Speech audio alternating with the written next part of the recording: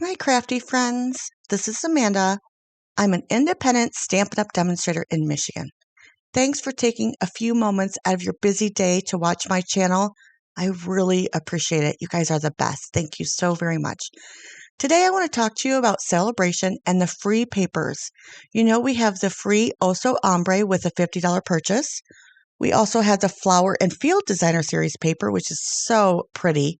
Again, free with every $50 purchase. And then we have the Paper Blooms Designer Series paper. Again, free. Feel your heart, heal your heart, sweet sampler, and touch of ink. We have a lot of different cool things for Sale-A-Bration. If you haven't managed to grab yourself some Sale-A-Bration, or if you want to get the last few things on your list, make sure you do it before February 28th. All right, friends, we're going to focus on Paper Blooms Designer Series paper. Today, I think I'm going to do one, a couple cards for each set. This is going to be 3 cards today. And all I'm doing is I kind of have an idea of what I'm going to do because I have a sketch on the left in my, on the cards on my phone that I think a card sketch. They don't have measurements. So I'm just winging it. If I see something that I like that I don't think that might go together, I'm cutting it. And I don't even know what size I'm cutting it because, of course, not only are there no measurements on this card sketch, but if there was measurements, it would be for an A2 size card, and so that wouldn't help me. So literally, I'm just winging it. When I see something, I cut it. I will have all the measurements in my blog when I get to that later on today. And if you want to remake this card, I would be so thrilled and excited because I think it turned out pretty good. And I kind of get a little bit worried when I have this many patterns. I'm using a total of 4 different designer series paper on this one card. It's kind of nerve-wracking, I have to tell you, for a person that doesn't use designer series paper that often. I'm feeling it. All right, let me tell you what is in the colors that are in the Paper Blooms. Night of Navy, Old Olive, Petal Pink, Rocco Rose, Seaside Spray, and Soft Seafoam. I think it's beautiful. Now, I have to apologize. Not only is my desk a mess because I am a messy crafter, but my daughter's dog, Bolt, had to sit on my lap. And then I decided maybe I'd put his little bed because he's a micro, it's called a micro dachshund. He is about 8 pounds. And I convinced him to maybe sit on in his bed, which is kind of like a cat bed because he's so small, right? And I put him up on my desk so that, I could touch him whenever he needed my attention because he needs my attention all the time. So my desk is a little bit even messier because I had to put that up there, but it's kind of funny, but not really. She created a monster. She was 7 when she got him. And so, that was her playmate, and she played dolls with him. And I mean, she had him all the time. She was homeschooled a lot of her life, so she had him with her all the time. And now that she's out and about more because she's older, he doesn't understand. And so now he thinks that we're playmates. So it's kind of interesting. I'm going to take this Best Wishes from the Touch of Ink, and I'm going to add it to a piece of paper, Whisper White. Oh, it's basic white now. And then I am going to stamp a butterfly next to it and do some partial die cutting. So I'm going to create an oval with the wings sticking out. So this is what we do. I slowed this down here. I place the oval where I want it on my paper, and then I'm going to put it on my sandwich for my die cutting machine. And then I'm going to lay over my top plate where I want it to cut. And I just want it to cut out, half of the oval, 3/4 of the oval. And I want the wings and the body to kind of remain out there. I'll show you guys in just a little bit. I'm sure if you're familiar with this partial die cutting, you know exactly what I'm talking about. But I'm going to run it through and then end up fussy cutting the rest of it. So now here I have a butterfly attached to the oval. I just thought this card needed a little bit something something because really, what did I do? I just added 5 pieces of cardstock or DSP together, and that's it. I mean, I like it, but it doesn't have anything exciting. So I wanted to do a little bit of touch of something. And I do make a mistake. Well, not a mistake. I just didn't do what I needed to do here. I'm looking at this and I'm thinking this needs something. And for me, that was embossing, clear embossing, wet clear embossing, I guess. And so later on, after the video stops, I redo this particular element. I use color box, a pigment ink for my butterfly and do the best wishes in Night of Navy. But with the pigment ink, I use some clear embossing powder and I heat emboss the butterfly just to give it a little bit of something extra. Now, with this touch of ink, they add some color, kind of like some sketchy color, which is kind of cool. But instead of just doing it in one color, I thought that I would add Misty Moonlight. No, that's not true. Night of Navy and Seaside Spray. Misty Moonlight is not in this collection of paper, but did you guys remember that Seaside Spray was an in color? I kind of remembered it, but not really because, I mean, we had some big shakeups of some color recently, and it's going away in a couple of months, 2 or 3 months. I'm so upset. This is one of my favorite colors. I love Seaside Spray. Oh, I'm going to miss you. So I've got to use it as much as possible now, I think. I'm just going to add to it a card base of 5x7 card base, 7x10 scored in half at 5. And that's Night of Navy, of course. And I think after I put everything together, it looks pretty nice. Now, because I didn't know exactly where I wanted everything on this card, I used Dot Runner to begin with. And then I adhered everything down with a better adhesive. But the Dot Runner was so that I could move things around. Do you know what I'm saying? So, yeah, that was helpful. All right, let's go to the Rocco Rose side. And for this In Bloom and this Pierce, I think they're called Pierce blooms or something, I decided to cut out all of the die elements on just some cardstock just to see what they had, what, the dies were, because I thought some of them might die cut the stamps, but they don't. They're all different, which is awesome. But I needed to die cut them to see what they were, and I did that on some crumb cake. And then I put all those elements back in the box. And so now I can just take out and see what kind of elements I want, kind of place them on my cards, and then take out the specific dies and die cut those specific dies. I really like this idea. I think I might do it more often.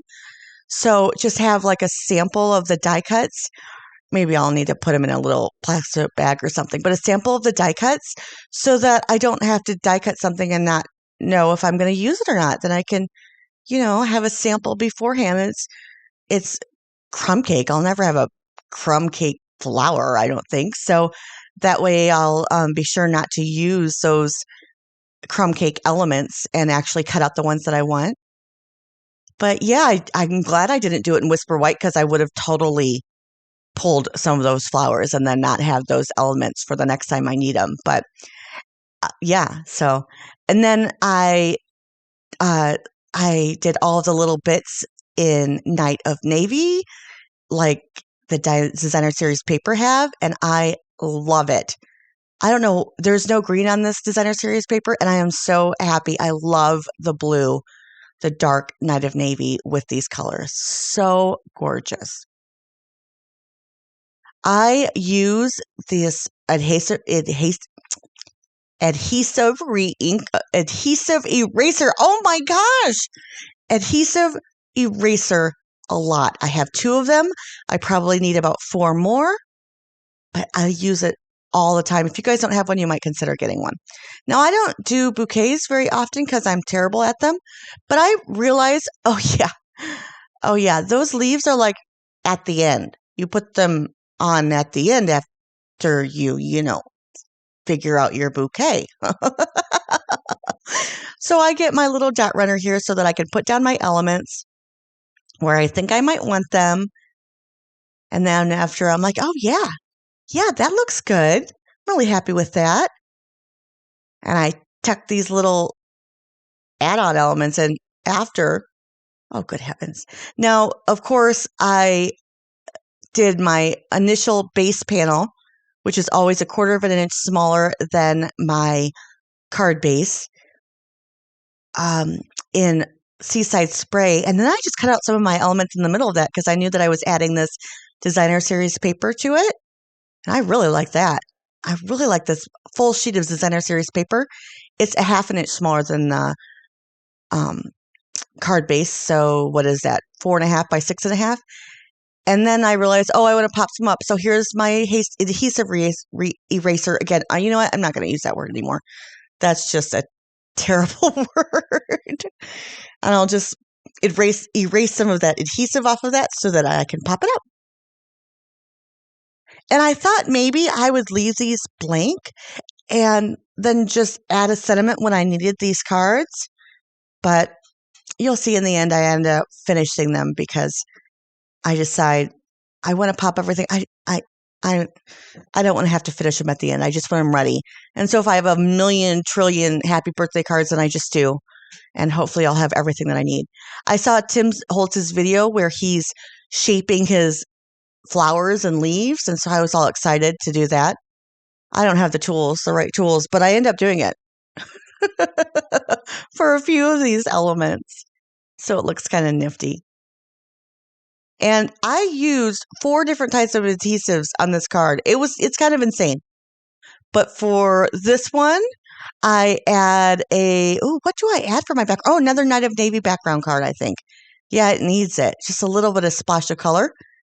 And I'm saying to myself here, I don't think I'm going to add a sentiment. I'm going to wait. I tried to see if I'd like a little dragonfly.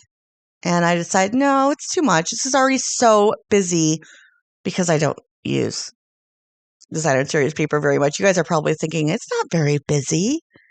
But yeah, it's really busy for me.